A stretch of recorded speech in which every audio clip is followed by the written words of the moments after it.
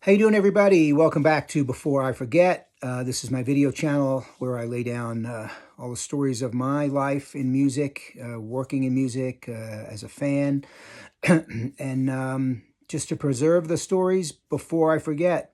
This video channel was inspired by my Instagram channel, 1985 Road Dog. So those photographs that are on that Instagram inspired this video channel just to get the stories down. I've written a book about all of this. In the book, of course, there's a lot more detail, and it may not ever come out. I'm trying to get it published. You never know. I'm hoping for good things, but if not, it's all down here on video for everybody to check out. This episode, we're going to talk about 1987, and that was a year I reconnected with Kelly Nichols and also met Mick Cripps. And the rest of the guys in LA Guns.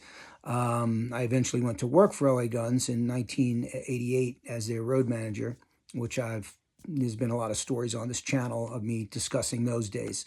So yeah, in 1987, I was working for Relativity Records. Relativity Records and its sub-label, Combat Records. Both of those labels grew out of a record distributor called Important Record Distributors, where they imported European records and sold them to record stores here in America. A lot of the stuff was not available in America at the time, and through that association with the distributorship and the exporter over in England, they started distributing here in America a lot of independent records and exporting those American independent records back to England. So there was records going back and forth across the pond. So it was a very fertile time for music. I started working there in 1979 in the warehouse. And by 1987, I was the head of promotions for their labels, Relativity and Combat. I was the director of promotions. And every month, maybe 3 or 4 weeks, I would fly out to LA from New York to check on business out there, to meet with staffing out there, staff people, to meet with radio promotion people that were on the payroll, and just, continue the push of Relativity. At the time, the big record at the time was Joe Satriani, Surfing with the Alien, was on Relativity. Combat had Megadeth and Exodus. The distributor, Important Record Distributors, also distributed all those metal labels, Metal Blade, Megaforce. So we were distributing Slayer and Metallica and all that stuff as well. So I was going back and forth out to the West Coast a lot. So in 1987, I had reconnected with Kelly Nichols. Kelly, I knew from New York from 1983 when I first met him. He was a roadie for a cover band called Hot Shot, and he worked his way up and got in bands and different bands, and he ended up in Faster Pussycat. Unfortunately, he was in a really bad motorcycle accident. Somebody ran a red light and hit him on a motorcycle. He almost lost his leg. So that sidelined him for a long time until Tracy Guns called him up and asked him to join LA Guns. Kelly's first gigs with LA Guns, he was still on crutches. And he had a rod put in his leg, and he had a lot of operations on his leg. His leg was a mess from that accident, but he still has his leg, but it's a miracle because that accident was really bad. So by 1987, he'd, gotten into LA Guns. So on one of my trips out to the West Coast, I got in touch with Kelly. I was staying at the Continental Hyatt House on Sunset, which is the nickname of that hotel is the Riot House. Famous for Led Zeppelin and The Who and all the bands of the 60s and 70s staying there and doing crazy rock star stuff. So I was staying there. I invited Kelly over. I said, come, hey, I'm in town, come over. So he came over with Mick Cripps and Mick's brother, Robert. And we just hung out and got reacquainted and just, ended up on the roof of the hotel where there's a pool. And then we just stayed up there all day and drank, I was paying for everything because these guys didn't have any money. LA Guns signed a record deal and had recorded their album or were finishing up their album, but they really didn't have any money. Their manager at the time paid for all their rents and all their expenses, but they had no pocket cash. So I came to town. I had a company credit card. Let's go up to the pool on the roof. Ordered a case of beer, a bottle of Jose Cuervo tequila, and some pizzas, and we stayed up there for hours and just drank and drank until it was all gone.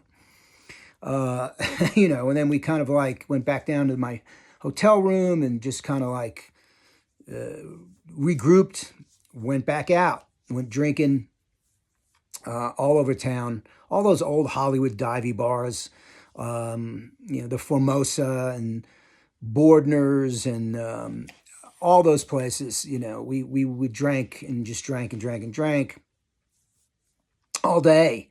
And then we ended up at the Hollywood Tropicana, which is the mud wrestling palace.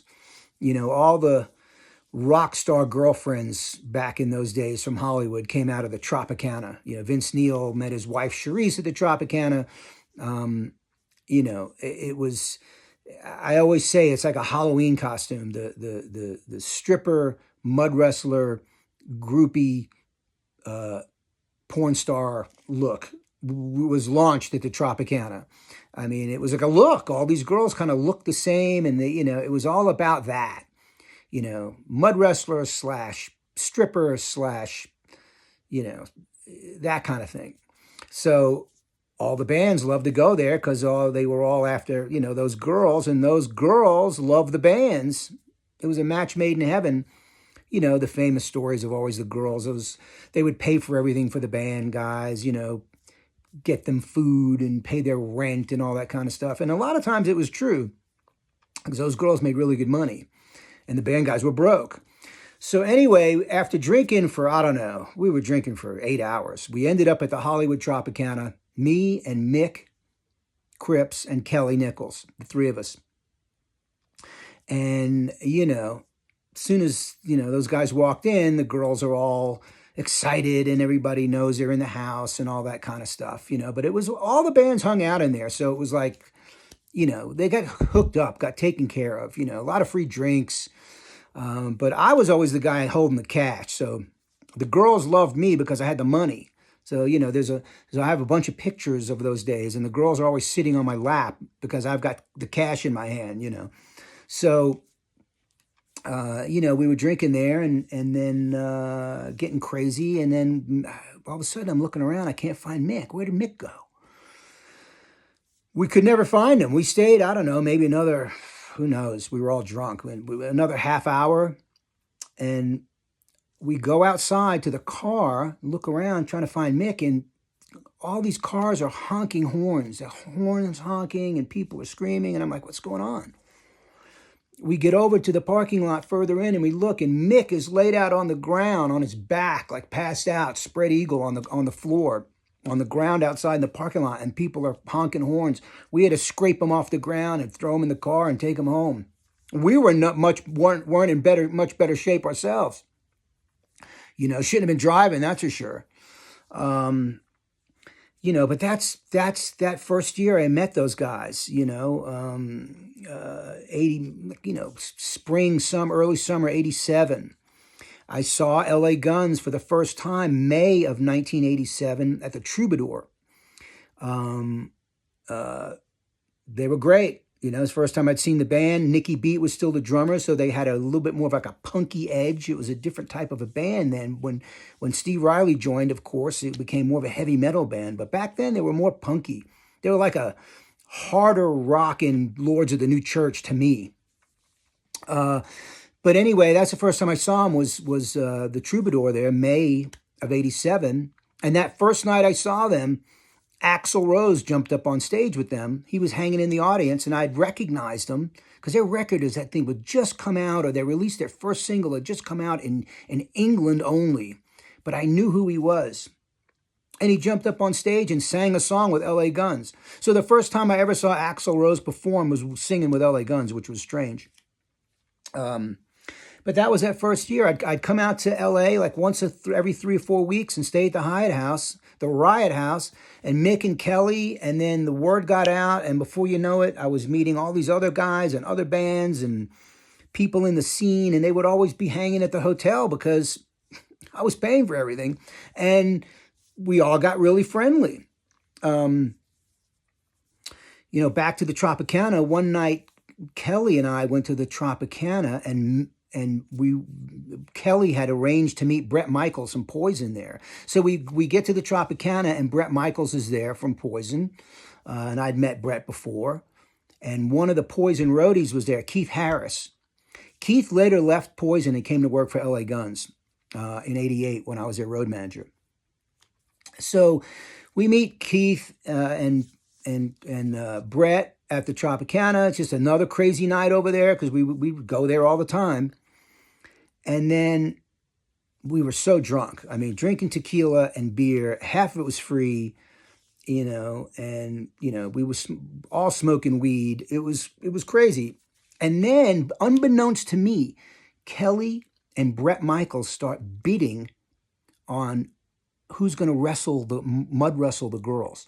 So in order to mud wrestle the girls, you had to bid on them, and the highest bidder got to mud wrestle them. So Kelly is bidding for me, and Bret is bidding for Keith for us to get in there and mud wrestle these girls. Before I know it, it all happened so fast. They won. So we had to mud wrestle these girls. Kelly was cracking up. Bret was laughing. Those guys were so... They were so just knocked out that we were going to get in there and mud wrestle these girls. They were laughing. They were tearing. It was so funny to them. So I really didn't want to do it, but I'm like, whatever. I'm drunk. Let me just get this over with. So we go in the back, to get ready to go mud wrestle. And it's not really mud. It's like this, I don't even know. It's like cardboardy paper stuff, and they squirt water on it, and it gets like all mushy. It's terrible. It's like oatmeal, is what it reminded me of. So we go in the back, and I'm like, well, I can't go mud wrestle in my clothes. So they have shorts back there.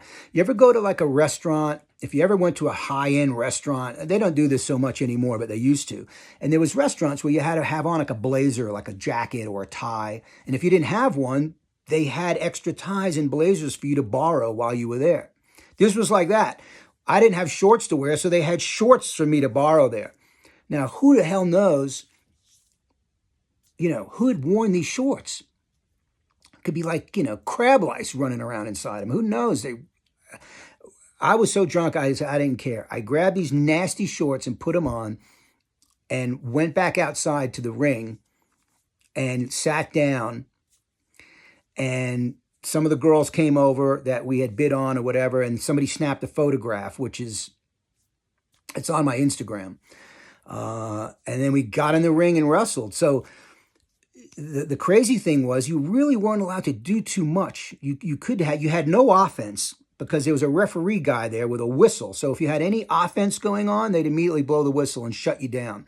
Even if you had your arms up and you're trying to block punches from these girls or whatever. It was only one girl at a time, but she beat me up and I couldn't do anything. If I would try to block things or stop her, the referee guy would blow the whistle and he'd be like, you can't do that, put your arms down. And I'm like, what do you mean? Wham! And then she'd hit me.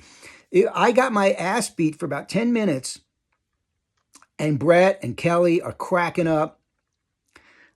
It was all over. I go in the back. I tried to scrape as much of that crap, or the oatmeal crap, off of me as I could, just to clean up somewhat. Pull on my clothes again. It was nasty. It was just like, but we were so hammered, and we just off into the night, back to somebody's apartment or hotel, and just, you just went until you couldn't go anymore and just collapsed. But that was 1987, and then from those frequent trips out there and meeting Mick and Tracy and, that whole scene, by the end of 87, they had asked me to be their road manager. I was working for Relativity Records. director of promotions. I had been working for that company since 1979. So it's a good while. And I'm like, I loved it, but it was kind of time to move on. I'd also gotten an offer at the time from Atlantic Records. I had met with people at Atlantic Records to run the heavy metal department at Atlantic Records. And I met the guy, they wanted me to do it, and I met the guy that I would have to report to, my boss. And I just didn't click with this guy. And then that next day, Kelly and Mick called me and said, we want you to be our road manager. And I thought about it, and I said, you know what? I'm going to do it. I'm tired of sitting in an office and doing that kind of like corporate life.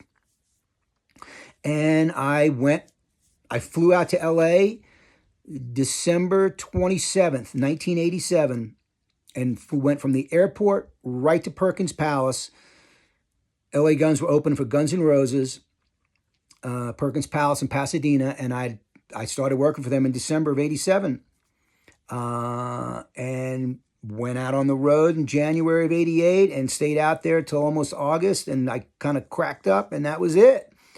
But, it was a special time, man. It was fun for me. It was a chapter of my life that I'll never forget. But that was 1987 and the Hollywood Tropicana.